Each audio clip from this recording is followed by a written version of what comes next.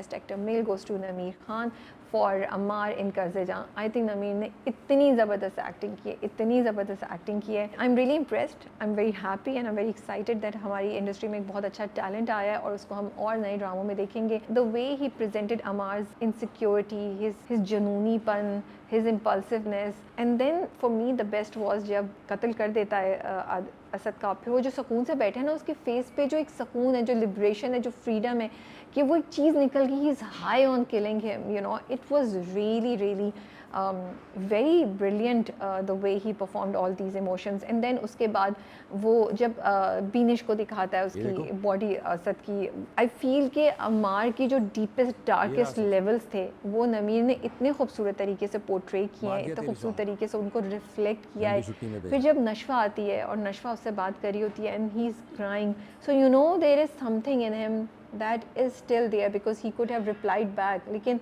and it's also like he's not really शर्मिंदा on what he's done, but there is still a side of him that knows कि गलत हो गया है। शायद वो बीनिश और असद के लिए रो रहा है हल्का सा, लेकिन उसको ये भी पता है जो उसकी नेगेटिव साइड है वो ज़्यादा हावी है।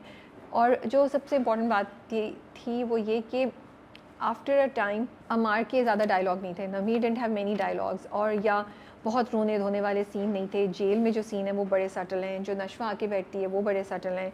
There is no extreme action और you know performance that he is doing, but still he touches our heart, he communicates Amar's emotions and his you know feelings to us in such a brilliant way. तो ये एक बहुत अच्छी, बहुत ज़बरदस्त बात है। और जब उन्होंने अमार जब कत्ल करता है, जब वो भागता हुआ ऊपर आ रहा होता है, जब वो असद को बुलाता है और जो वो कर रहा है, इवन देन कहीं भी फॉर अ सेकेंड मुझे ऐसा नहीं लगा कि ये चीज़, ये परफॉर्मेंस जो है वो सही नहीं है, ये ओवर द टॉप है। It was just perfect, it was just the way it should have been. I really appreciate Nameer for giving us such a brilliant performance.